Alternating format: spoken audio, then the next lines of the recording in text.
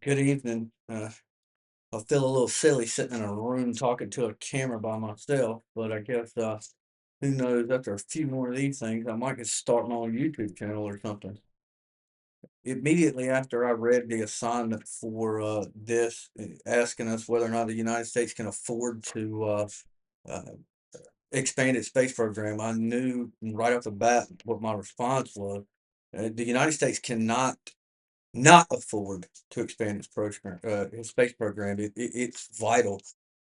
If you think about it, every ATM withdrawal, every 911 call, every military strike, every precision military strike relies on space. If satellites fail, our U.S. economy would lose somewhere around $1 billion a day. That's with a B, $1 billion a day according to the National Institute for Standards and Technology and the Department of Homeland Security's Infrastructure Dependence Report.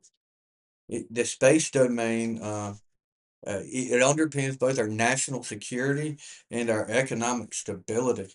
Uh, it, it argues that the United States can afford not to expand its program, and for two main reasons: protecting our security and sustaining our economic growth.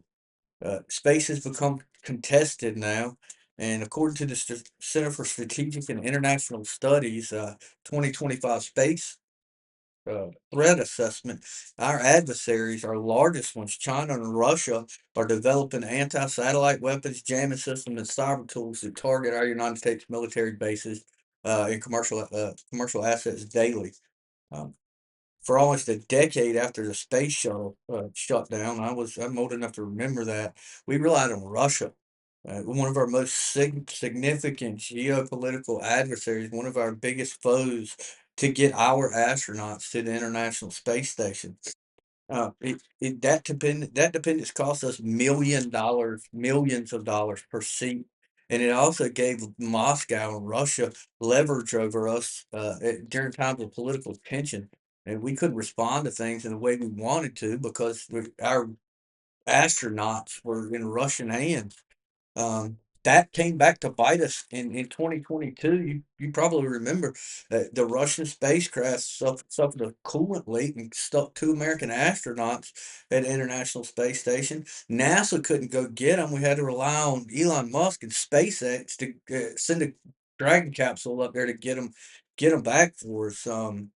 It showed our American innovation. It showed the what the American private sector can do, but it also shows that we can't rely on foreign governments and private companies. We have to take control of space, and we need to do so much more rapidly than I think uh, is being discussed today.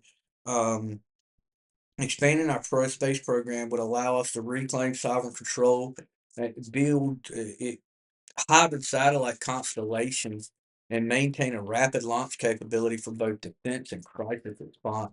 If you think about all of the things going on around the world right now, that Russia and Ukraine, Israel and Gaza, and God forbid China on any other day, and Russia as well, our defense and being able to respond in rapid form in a rapid form is it's parallel. Uh, it's not optional. We cannot afford not to expand our U.S. space capabilities. It's essential to our national defense, ensuring that America can deter aggression, respond to crisis, and recover quickly from attacks or malfunctions in orbit.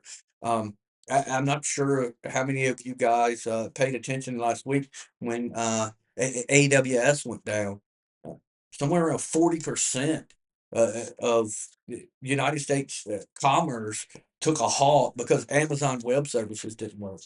Um, that just shows you how quick one failure in something can affect everybody on our own planet Earth, and we have to be able to respond to things of that nature. And if we downsize our space exploration or our footprint in space, it's going to hinder that greatly. There's also, a huge economic issue going on. The global space economy, it exceeded $613 billion in 2024, and it was growing faster than the global GDP. We lead the market right now as the United States in launch and communications satellite technology, and expanding our investment will secure that lead.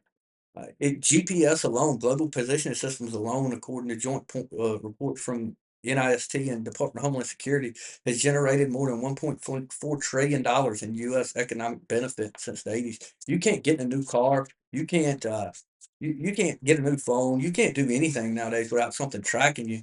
And it all depend and it all it is relying upon the satellites that we put into space. You know, disruptions to these systems, like I said earlier, could cost somewhere around $1 billion a day.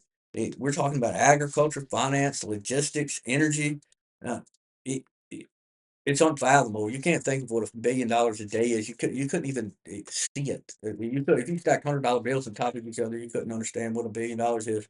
Uh, our space sector has outpaced overall GDP growth, proving that every dollar that we invest in space yields strong returns in jobs, innovation, and national resilience.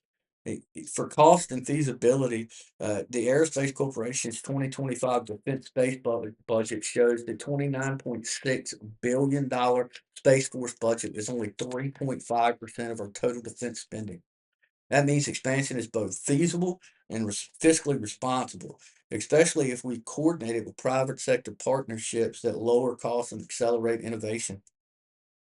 It's far more cost effective to invest proactively in space and in resilience now than it is to, to to wait to try to do it as a reactive measure.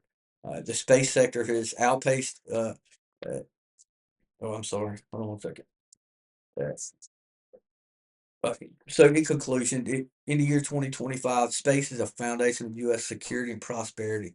Expanding the space program strengthens deterrence, ensures independence from adversaries like Russia, reduces over-reliance on private companies, and fuels economic growth. It, as the assessment in U.S. Space Force strategy documents identifies adversaries are accelerating their capabilities. The United States must act decisively because we truly cannot afford not to expand our space program. Eh, Thank you, guys.